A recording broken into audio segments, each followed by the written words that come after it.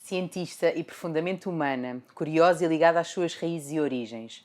Joana Gonçalves é bióloga, professora universitária e investigadora. Lidera o projeto Diverse Lab na Universidade de Coimbra, que se dedica a aprofundar o conhecimento sobre o comportamento, o neurodesenvolvimento e os processos que regem a primeira infância. Um dos pontos que nos levou a querer tanto esta conversa. Gosta de explorar aquilo que nos torna únicos e acredita na empatia como base para tudo. Um pequeno almoço em família, estar com os amigos, descobrir coisas novas numa viagem, transformar a cozinha num laboratório na companhia da filha são algumas das coisas que a fazem feliz. Em jeito de resumo, Joana Gonçalves quer entender, cuidar e fazer a diferença no laboratório, em casa e na sociedade.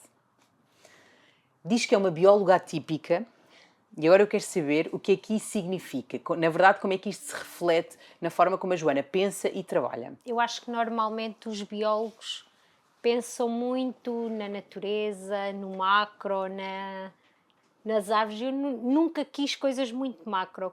Quis sempre ir ao fundo da questão e perceber do pequenino para o grande. O que é que acontecia numa escala pequena e depois aí íamos indo para o macro. E nunca me interessei tanto pelas plantas ou pelos animais como um todo, não. Gostava era de ir mais para o microscópio, mais aquilo que os bioquímicos faziam. Ok. E explorar mais essa parte mais pequenina e depois como é que o pequenino conseguia mudar o todo. Ter outro impacto. Exatamente. Lembra-se de um momento específico em que percebeu que queria estudar neurociência ou isto simplesmente foi acontecendo? Eu acho que isto foi acontecendo, até porque eu, quando acabei o curso, eu sabia exatamente que queria trabalhar com alguma coisa que me levasse a descobrir alguma coisa para o bem-estar da humanidade relacionado com doenças. E, aliás, eu lembro-me de ser pequena, minha mãe é enfermeira, e havia muitos medicamentos em casa, num armário, e eu brincava em que eu é que descobria aquele medicamento e dava-os às bonecas e tratava uma série de coisas. Então foi sempre um bocadinho esta descoberta de querer fazer a diferença, de querer descobrir alguma coisa, mas na realidade quando eu acabei o curso, a investigação não era uma profissão tão marcada como é hoje em dia. Eu já acabei o curso há alguns anos e na altura nós achávamos que para fazer investigação não podia ser em Portugal ou que não podia... E eu fui um bocadinho... Então foi um processo? Foi tudo um processo. Eu acabei o curso, fui para o Porto, para o IPATIMUP, onde tive o prazer de trabalhar com o professor Sobrinho de Simões, e acho que daí ainda veio mais o meu fascínio de querer descobrir coisas. E sabia que queria muito trabalhar em doenças, mas que o cancro afinal não era bem aquilo que eu queria. Certo. E voltei para Coimbra, para as neurociências, somos muito fortes, até porque eu queria muito aprofundar os meus conhecimentos e queria muito fazer o doutoramento. E para mim fazia sentido fazer o doutoramento também onde tivesse a minha família ao meu redor, que eu sabia que ia ser um processo muito complicado e moroso e precisava de ter os meus. É um apoio, uma estrutura que faz diferença neste momento. Exatamente, à minha volta. Não é? E voltei para Coimbra e continuo apaixonada pelo cérebro. Então, é mesmo aí que eu queria ir. O que é que gostaria que as pessoas percebessem sobre o cérebro, que na verdade ainda não está presente nas escolas? Eu acho que as pessoas têm que perceber que, por exemplo, as crianças não são todas iguais. Nós somos muito, muito heterogéneos. O que é muito bom, porque somos diversos. É a neurodiversidade. Isto é o bonito das neurociências. É a neurodiversidade que nós temos e que todos nos completamos. Eu acho que muitas vezes as escolas estão padronizadas sempre para o típico de uma criança. A criança tem que fazer isto, tem que conseguir isto a esta idade, tem que...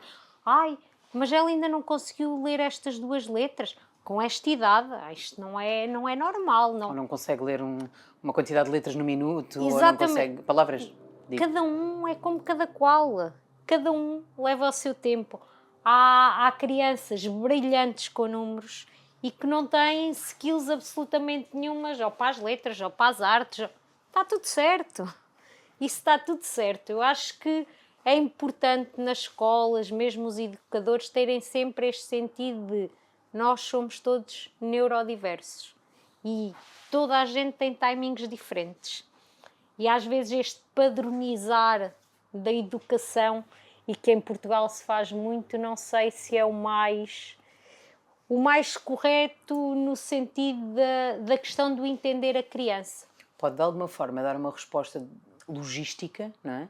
E porque na verdade aqui se calhar este hiato, estes padrões, conseguir aqui colocar um limite ou aqui um range daquilo que acham que pode ser um desenvolvimento adequado, mas na verdade é um bocadinho flexibilizarmos, não regermos, portanto, se calhar até sabe, não é? Sabe é que não é o ideal se nós estivermos a olhar para cada criança em particular. É óbvio que nós temos de ter sempre essa ideia de haver aqui limites, não é? Um intervalo de tempo, até porque a partir daí nós já começamos a ver que há alterações que estão naquela... Mas ser aos 2 ou aos 3, há aqui, a importância da flexibilidade e do bom senso e do conhecimento da própria criança. E porque depois são vários fatores, não é? Exatamente. E outra coisa que eu, por exemplo, este ano notei com a ida da minha filha para o 5º ano, é que de repente elas saem de um ambiente que ainda é brincadeira, mais ou menos, têm ali o tempo delas, para num espaço de 2 meses, durante as férias do verão, enverdarem por um caminho que é extremamente rígido. E será que o cérebro das crianças matura assim tanto em 2 meses? Para passarem de uma... É óbvio que eles depois se vão habituando, porque nós também somos animais de hábitos, e vamos nos habituando. E nós próprios somos flexíveis, e é muito importante também ter esta flexibilidade cognitiva e a trabalhar perante outros ambientes, mas às vezes há aqui muita... São só 2 meses, e 2 meses não são os mesmos 2 meses que noutro, não é? É isso. Eu aí até questiono mais, não é? Aqui a Joana fala desta questão aqui da maturação do cérebro, eu trago aqui também este tema das ferramentas, não é? Será que há ferramentas suficientes que foram desenvolvidas para que essa nova autonomia que de repente ganham, para que esta nova responsabilidade que é colocada neles, para este novo mundo e muitas vezes uma escola muito maior para onde vão, onde já não há aquela monodocência, portanto já não há aquela figura, aquela relação de proximidade que há com o professor num primeiro ciclo, é isso, são só 2 meses. Não é? E não sei, e mesmo que por muito boa vontade dos professores, que eu sei que muitas vezes já de incutir essas ferramentas e lhe dar essas ferramentas, eles às vezes não têm tempo com o plano curricular que têm. De todo. Não têm mesmo. E tanto nos primeiros anos, para lhes dar algumas... E eles irem adquirindo ferramentas ao longo dos anos, que é mesmo no 5º ano, nestes primeiros meses até ao Natal, que eu acredito e vi que muitos professores tentavam dar essas ferramentas, só que o programa é tão extenso. É extenso, é apertado o tempo que lá estão, para a quantidade de coisas que têm para fazer. Exatamente. Sim, muito... E eu acho que às vezes também não dão essa flexibilidade aos professores de também os ajudarem de outra forma.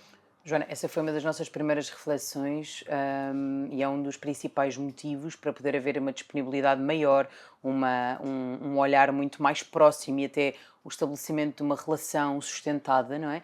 É um dos motivos pelos quais os nossos rácios no Open Learning School são de 1 para 10 nestas idades de primeiro ciclo, porque acreditamos mesmo que é a única forma de nós conseguirmos fazer parte da educação num todo, não é? E desta forma que faça sentido. E esses laços também são extremamente importantes, até mesmo para a construção do cérebro e até para a parte mais emotiva e para o sistema límbico das crianças ser tudo muito bem maturado, porque é muito importante as crianças, até mesmo noutros animais, nos outros mamíferos, sentirem esta conexão, estes vínculos. Estes vínculos são muito importantes para esta maturação e nos sistemas límbicos, até mesmo a nível social, porque isto está tudo ligado. Tudo ligado.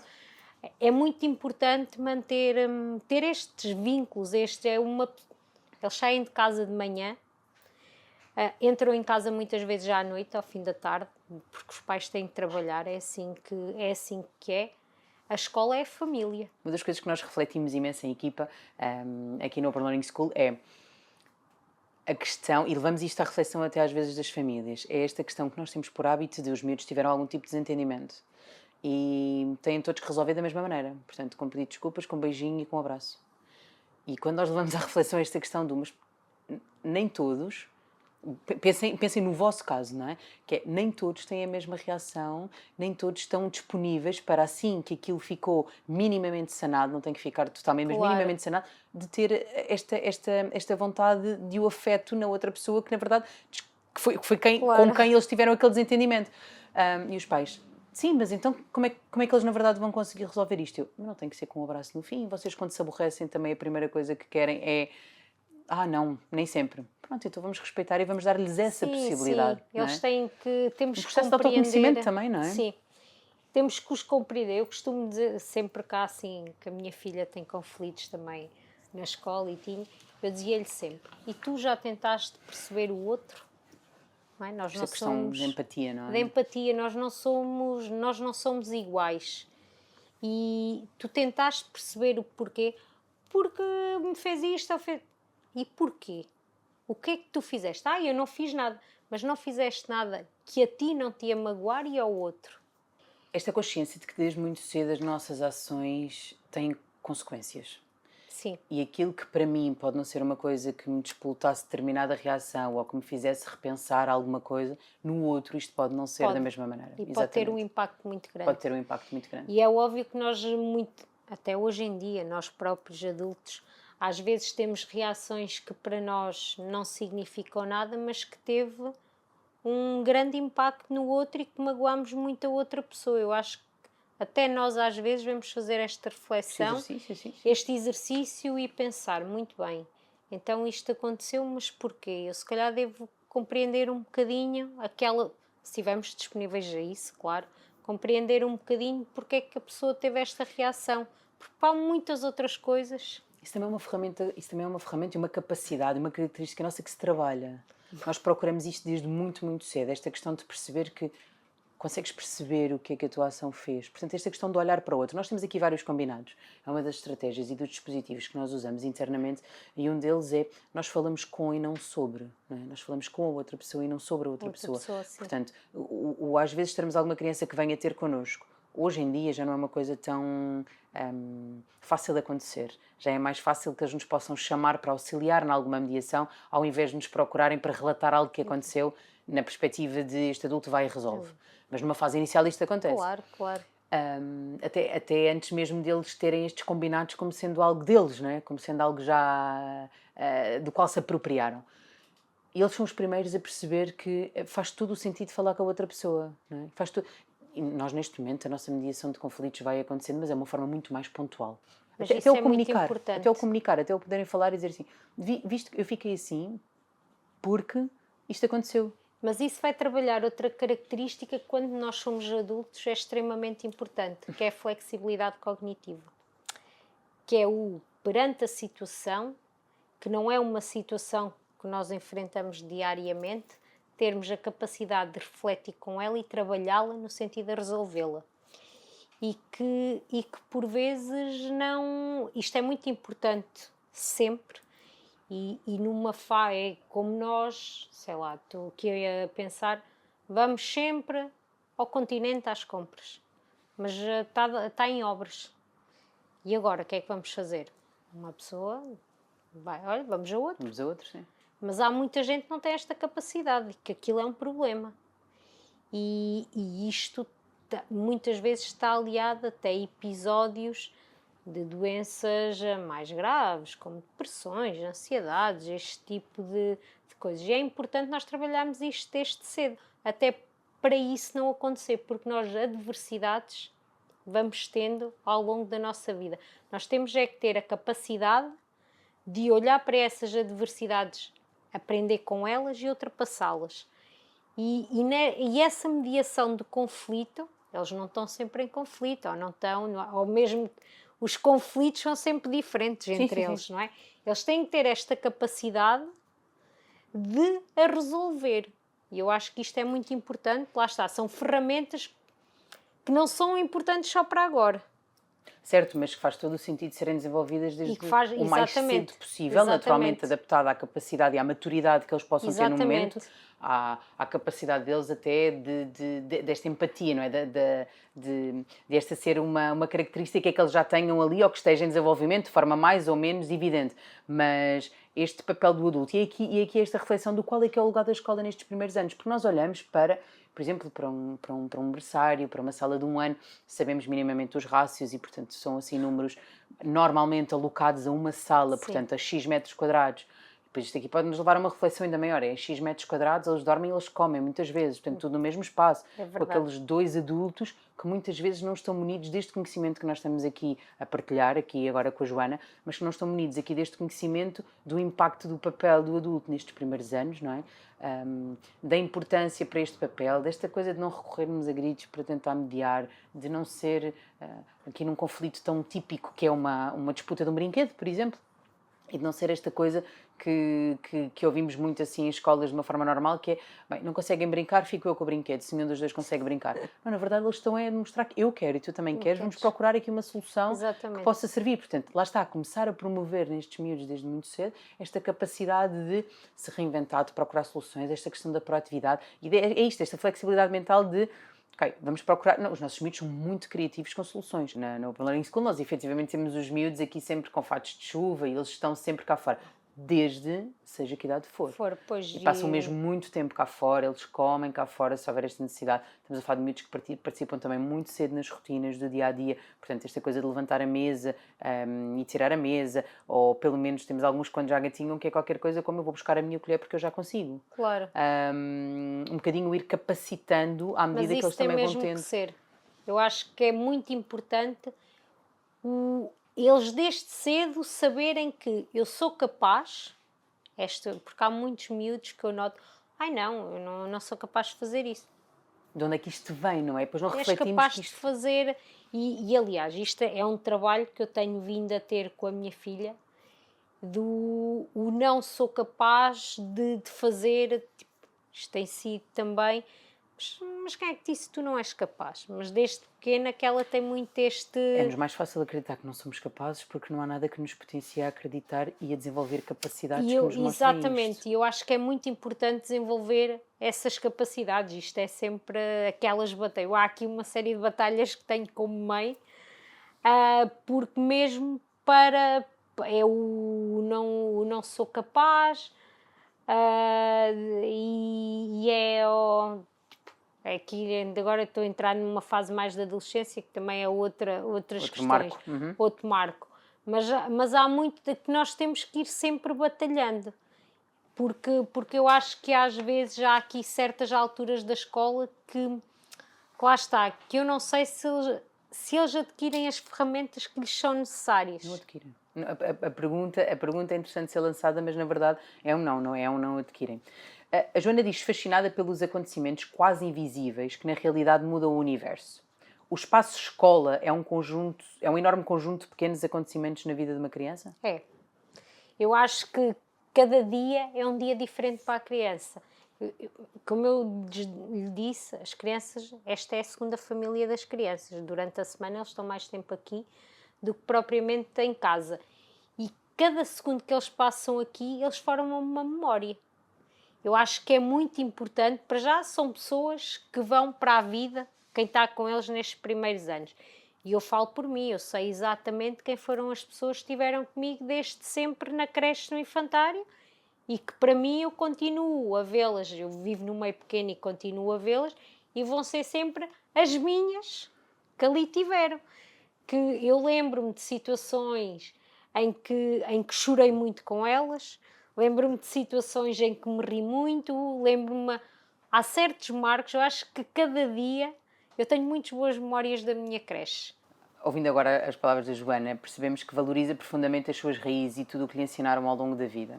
Na Open Learning School trazemos os avós para ensinarem costura ou os pais para trabalharem com eles uma receita especial daquela família e daquela região ou país. Qual a importância desta transmissão de conhecimentos no desenvolvimento das crianças e esta inclusão das famílias neste ambiente escolar? Portanto, quase que esta comunhão entre as duas famílias, como a Joana estava a pôr. Desculpa que eu agora emocionei-me, porque eu perdi a minha avó há 15 dias e elas são extremamente importantes. E eu lembro-me, a minha avó sempre foi, e às festas todas da minha escola, participava nessas atividades todas e participou muitas vezes ainda nas atividades da Carlota, na escola da Carlota, e é tão importante esta transmissão e é como eu digo muitas vezes à minha filha. Para já eu acho que as pessoas só morrem quando nós nos esquecemos delas e quando nós deixamos de transmitir os conhecimentos delas. E eu noto isso todos os dias em minha casa, não só com a minha avó, mas também com o meu avô e com a minha tia, que também já faleceram. Pequenas coisas, coisas tão... Esta transmissão das receitas, do conhecimento, do fazer alguma coisa. Eu lembro-me que ainda no Natal passado, a minha avó esteve sentada no dia de Natal, dia 24, o dia todo com a minha filha na cozinha, e a minha filha fez as receitas todas que a minha avó fazia, porque a minha avó já não conseguia estar em pé. E ela fez as receitas todas, que agora já voltou a fazer, e que tinham o mesmo sabor. E eu acho que esta transmissão é tão importante, esta esta ligação intergeracional é tão rica, tão rica. Que é mais do que passar saberes, não é? É. Diga-me quais são os mitos mais comuns que eu gostaria de desfazer sobre o funcionamento do cérebro. Os mitos mais comuns. Eu acho que para mim o mito mais comum e que eu quero muito a desfazer com a minha investigação é: o cérebro não é todo igual, nós não somos todos iguais. Há uma heterogeneidade muito grande, há uma neurodiversidade muito grande. E eu acho que é fundamental as pessoas perceberem isso. E é isso que eu tento explorar nos meus estudos. É heterogeneidade entre as pessoas ditas normais. Tenha isto normal, o que quer que seja, não é? que quer que seja. Como compreender as pessoas mesmo dentro do espectro do autismo. Para mim há outro mito não tanto relacionado com o cérebro, mas relacionado com o autismo. O autismo para mim não é uma doença, nem deve ser encarada como tal. É uma condição. Okay. E é uma condição de neurodiversidade. Não acredito que as pessoas com autismo tenham que ser curadas de alguma coisa. Aquilo que é mau ou que confere algum desconforto aqui com pessoas com autismo é as comorbidades aliadas a. Agora, ter autismo não entendo como uma doença, mas sim como uma condição que deve ser entendida, deve ser compreendida e que lá está, que confere uma neurodiversidade às pessoas. Pegando agora aqui um bocadinho no espectro do autismo e trazendo aqui à reflexão também o facto de nós termos... Há muitas famílias com crianças que estão diagnosticadas como estando no espectro do autismo. Elas procuram-nos e efetivamente procuram-nos por uma questão de integração, ou seja, procuram-nos acima de tudo como uma resposta enquanto escola, enquanto proximidade, aqui na Open Learning School, para que os filhos possam estar integrados, para que possam estar e fazer e ter este sentido de grupo, como se calhar não conseguiram ainda ter em parte do seu percurso escolar. Muitas vezes já com experiências escolares, hospitalares, o que lhe quisermos. Que é essencial este tipo de interação, porque é assim, normalmente há três grandes características destas pessoas, que é a dificuldade na comunicação, dificuldade na interação social e comportamento mais repetitivos, estereotipias. Uhum. Eu acho que todos eles podem ser diminuídos ou melhorados quando quando são integrados e quando as pessoas não olham para eles a apontar-lhes o dedo. Quando há uma empatia. Quando não há uma empatia, quando há esta integração. A Joana fala muito sobre empatia e diga-me, o que é a neurociência nos diz sobre a empatia e a forma como nos relacionamos? Olha, isso é um tema que eu já tentei explorar no meu laboratório, mas como devem entender com animais não é muito fácil. Imagino. E é uma experiência que eu por acaso quero pôr, que eu acho que eu gostava muito de saber mais sobre esta empatia, porque eu acho que a empatia tem muito a ver com o nosso sistema límbico, com muita coisa no nosso cérebro, só que eu acho que não é só. Eu acho que a empatia aqui, ou melhor, não é uma coisa só genética e que vem da nossa maturação cerebral dita normal ou de um desenvolvimento normal. Acho que isto é muito desenvolvida também com as nossas aprendizagens e As ferramentas que falávamos há pouco. o nosso percurso de vida. E é uma das coisas que eu quero, que eu tenho muita vontade de pôr a funcionar com os animais e depois levá-los à ressonância e ver aqui alguns circuitos e algumas interações, porque de facto é um tema a mim que a mim diz-me e excita muita curiosidade. Como é que a empatia, nós sabemos que está relacionada com o sistema límbico, com a amígdala, com o hipotálamo, com certos neurotransmissores, e nós sabemos estas coisas todas, só que eu acho que não é só isso. Eu acho que tem que haver mais. E que impacto é que isso tem, não é? Efetivamente, quando isto é uma capacidade nossa mais desenvolvida do que noutras pessoas, por exemplo, não é? Exatamente. Um sujeito com algo mais desenvolvido que outro, que impacto é que isto depois também tem no resto, não é? Exatamente. É um bocadinho, eu acho que isto é um tema muito interessante e que eu já Estamos cá para depois ouvir os progressos já dessa tentei fazer alguma experiência e conseguimos ainda fazer umas, mas queremos também desenvolver isso, porque eu acho que a empatia também nos pode ajudar a que haja aqui alguma neuroplasticidade. E esta neuroplasticidade é muito importante até para estas crianças que têm mais problemas cognitivos. Se nós, pelo menos diagnosticados, se nós podemos daqui de algum modo alterar ou melhorar esta neuroplasticidade através da empatia, é tão fácil, por que não? Nós procuramos mesmo integrar, não só aqui na questão da família direta, como também algum trabalho que nós procuramos fazer aqui com a comunidade também daqui do Conselho do Seixal. Nós também já trouxemos aqui o professor António Câmara, portanto, com o trabalho que nós fazemos aqui com o Seixal Criativo, através aqui do desenvolvimento da programação com as nossas crianças. Já recebemos também aqui alguns idosos, através de uma associação que também há aqui no Seixal, quer para estar aqui integrados e na altura aqui para algumas atividades mais físicas e de outra exploração, até para que haja este encontro geracional, não é? mas que também possa ser com alguém com quem nós não temos este vínculo já de forma tão natural como com o caso de uns avós, com quem nós já partilhamos memórias e vivências. E que possa também haver aqui esta empatia, este cuidado com, ok, olha, espera, é alguém que não tem tanta locomoção e aqui no nosso espaço pode ser um desafio, como é que eu posso ajudar? Então, se calhar e são os miúdos a pensar nisto, se calhar vamos então a recebê-los aqui noutra zona, estar com eles noutra zona, são eles a perguntar o que é que eles sabem, o que é que eles querem trazer, que histórias, o que é que me contas, o que é que falas. Estivemos aqui também há pouco tempo, porque tivemos uma criança a fazer aqui uma partilha de um tema e surgiu aqui, suscitou-lhes aqui algum interesse para entender, porque aqui por causa do Holocausto, depois veio aqui uma avó explicar como é que passou a altura aqui do 25 de Abril e a diferença da ditadura para todo o momento que nós vivemos atualmente.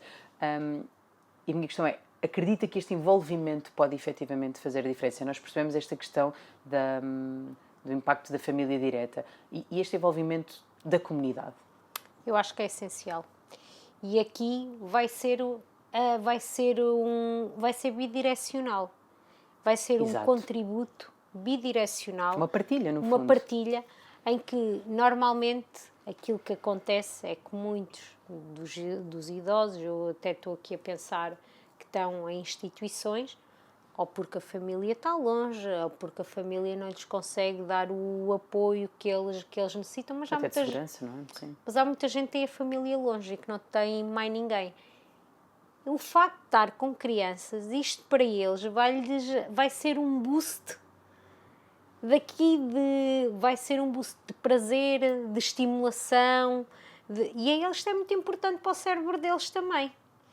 Para as nossas crianças é uma aprendizagem, eu acho que não há nada melhor que aprender. E acho que é eles ouvirem este tipo de histórias, porque muitas vezes... A noção da tua realidade, até deles partilharem com a tua idade, não é? Exatamente. Eu ouvia muito a minha avó dizer-me que com 7 anos foi levada para uma casa para servir, porque era assim, sim, na altura, exatamente. E veio do norte do país assim para esta zona, claro. e esta capacidade de entender, e que para eles, não é? Hoje eu posso ter aqui uma capacidade de encaixar, de perceber a história, de entender outras nuances, que se eu em jeito aqui de partilha através da minha avó, for partilhar com uma delas, eu tenho a certeza que vou ter aqui criança a olhar para mim, aos 7 anos, servir como? Então, para uma casa, para servir às mesas, para ajudar na limpeza. Com 7 anos... Mas é importante eles também terem esta realidade. E quando falou no 25 de Abril, a minha filha, ano passado, foi os 50 anos do 25 de Abril, e na turma delas tiveram que fazer uma coisa muito gira. Cada menino levava um testemunho de um avô, de um bisavô, de alguém conhecido, se não tivesse avós perto. Exatamente, claro. Alguém conhecido, e fizeram um filme sobre o depoimento de cada um do 25 de Abril, que ficou muito giro. E eles aprenderam imensas coisas. E o prazer que aquelas pessoas tiveram de partilhar com eles aquilo que aconteceu no 25 de Abril. Como é que aconteceu para elas. E depois era engraçado porque diferentes pessoas davam uma perspectiva diferente. Diferentes pessoas, se calhar diferentes das partes do país, Exatamente, se calhar diferentes estratos até sociais. Exatamente, eu acho que esta parte era muito engraçada. E eu lembro-me perfeitamente de um dos avós deles dizer... eu sou passado 3 dias porque eu andava no campo à apanha não sei de quê e que nem me apercebi muito bem e só sou passado 3 dias. E o outro dizer que tinha ido para Coimbra e que tinha ido... Pronto, assim... Então estas realidades diferentes, eles terem noção disto, eu acho que é muito importante. E lá está, houve uma partilha em que uns aprenderam e os outros reviveram os acontecimentos, o que é muito bom para eles. E não é agora que nós vamos conseguir olhar para isto, mas se calhar daqui a uns anos, e aí a Joana falando com a sua filha, vai ser possível de perceber qual é que foi efetivamente o impacto para ela desse trabalho. Porque só depois é que nós nos entendemos até que duas pessoas a passarem exatamente pela mesma experiência, a percepção, aquilo que guardaram da mesma memória, não é? Pode ser algo muito diferente. Sim, eu acho que é muito bom esta interação.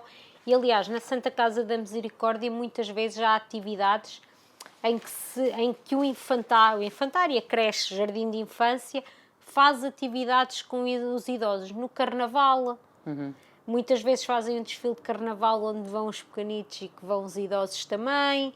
E fazem muitas atividades, ainda agora, quando foi os 500 anos de Luís de Camões, foi um dos temas anuais da escola. Eles foram fazer apresentações para o lar que nós temos e os idosos assistiram. Depois houve um lanche convívio. Isto tudo para eles é muito bom porque é diferente. E eu acho que é muito importante eles, tanto para uns mas para os idosos, ter esta ligação e pensar que ainda não nos esqueceram. Estou a ser útil. Sim, é. Eu acho que deve haver sempre aquilo. Eu acho que aquilo que se puder fazer em comunidade,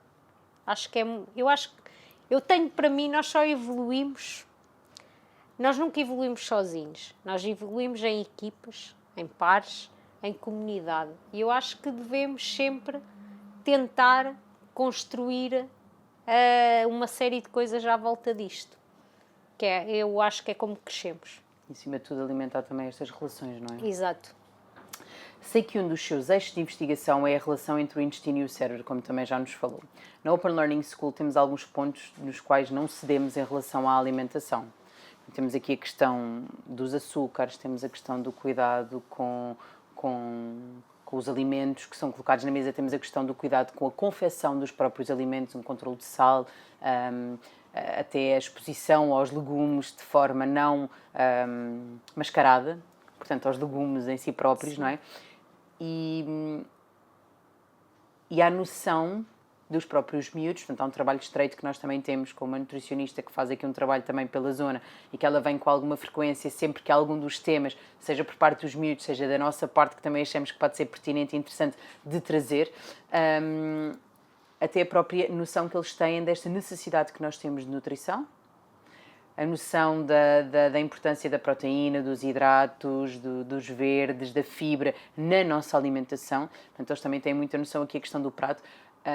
Nós promovemos uma boa relação com a comida, no sentido em que não há uma obrigação para comerem, no sentido em que não é um castigo terem que ficar à mesa a comer, não há nenhuma criança que depois vai comer com outras crianças e afins. Há uma noção de que este autoconhecimento de eu devo perceber quando é que eu estou com fome e ser acolhido nesta minha necessidade. Portanto, o almoço está disponível a partir de uma determinada hora aqui do dia e eles naturalmente sabem que está disponível. A primeira coisa que está sempre feita é sopa.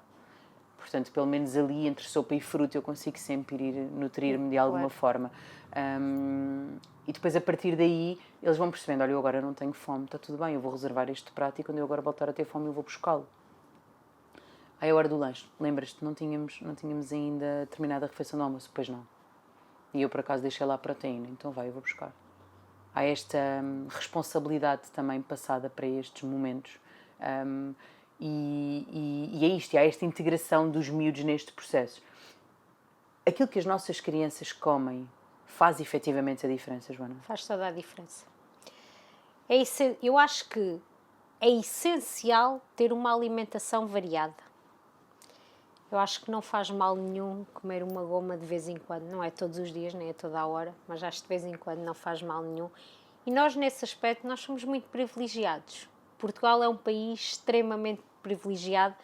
E variado na oferta, não é? E variado, porque nós, na nossa alimentação, nós temos coisas... Nós comemos muito peixe, comemos muita carne,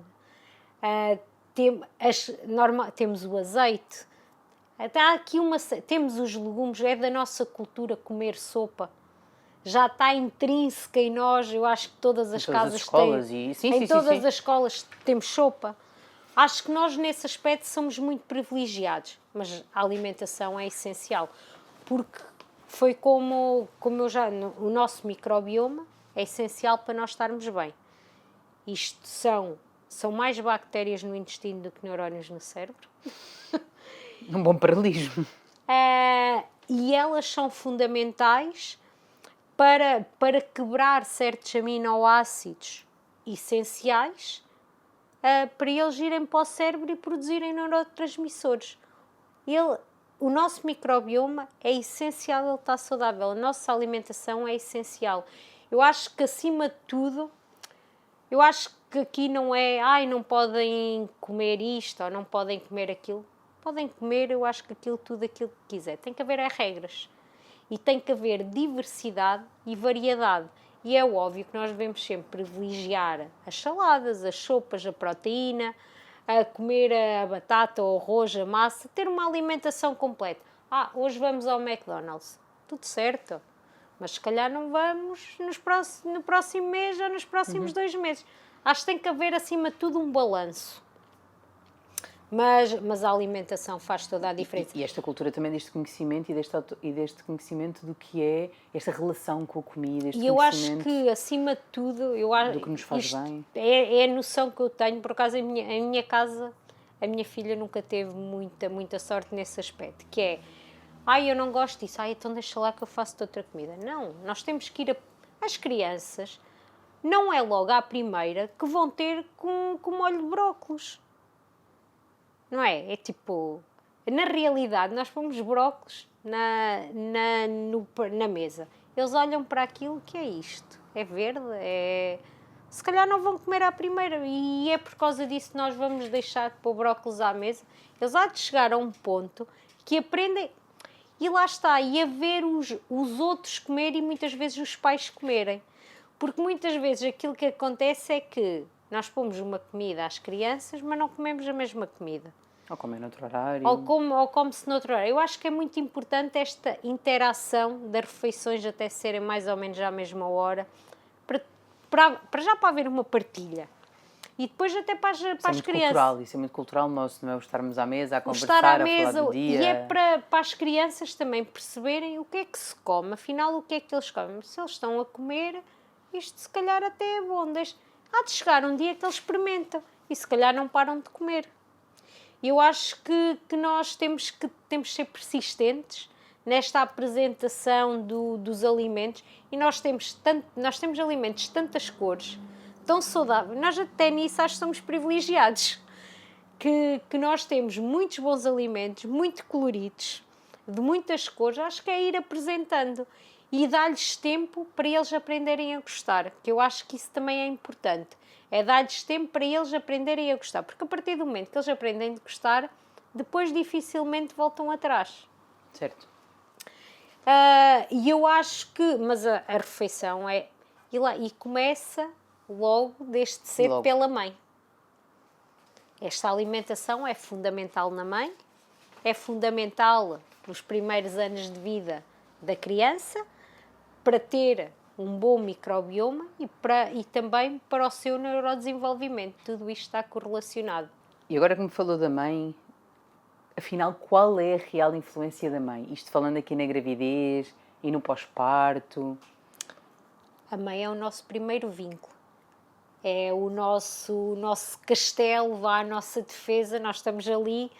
Mãe é mãe, não é? Como se costuma dizer. Mas é muito importante a mãe perceber que desde cedo começa a transmitir algo. É importante também haver esta noção de que a gravidez é isto, que aí sim é mesmo uma fase em que só de nós depende, Sim, só de nós mães, não é? Só depende da mãe. Certo. E é essencial as pessoas terem noção que o feto desenvolve-se dentro da mãe com as condições que a mãe tem. Uhum. E que a mãe proporciona. E que a mãe proporciona. Claro. A alimentação é essencial, até mesmo por esta transmissão do microbioma. Por isto é que há imensos estudos de mães e há imensos estudos com dietas ricas em gordura, que a descendência tem uma maior predisposição para desenvolver doenças de neurodesenvolvimento ou até mais tarde vir a desenvolver doenças neuropsiquiátricas, porque lá está, não há aqui uma boa interação ou não há uma boa colonização do microbioma, e a transmissão não se dá de forma eficiente. Não, e há aqui uma coisa muito importante neste neurodesenvolvimento. A serotonina, que é o neurotransmissor que nós temos, é muito importante para o neurodesenvolvimento. E a serotonina, qual é a fonte principal da serotonina? É um aminoácido essencial que nós só temos na dieta. Um aumento ou uma diminuição deste aminoácido pode levar a que esta serotonina, este neurotransmissor, esteja desregulado e essa desregulação passe para o feto. Logo daí, esta serotonina depois vai ter a ver com outros neurotransmissores muito importantes nas doenças de neurodesenvolvimento, com o GABA e com o glutamato. Isto depois é uma bola de neve. Assim como níveis elevados de stress. Também há aqui um desenvolvimento muito grande de corticoides que passam pelo cordão umbilical para o feto, também vai impactar o neurodesenvolvimento. E depois estamos aqui a falar isto. A gravidez nem sempre é o estado de graça que muita gente pensa. É a fase mais bonita das nossas vidas, independentemente de tudo. Acho que nós vivemos sempre como uma fase maravilhosa, mas às vezes não é fácil. Pois, é mais isso. E não é fácil. Para mim, eu costumo dizer que no primeiro mês de maternidade eu não era eu e não me reconheço. Quando penso nesse primeiro mês, eu acho que nem sequer estava cá. Isto é muita transformação. Se nós não tivermos um equilíbrio de homeostase a todos os níveis, nós passamos aqui a limiar, porque eu acho que aqui o pós-parto há um limiar muito ténue entre a depressão pós-parto e nos mantermos mentalmente sãs. Ou pelo menos funcionais. Há um limiar muito, muito ténue.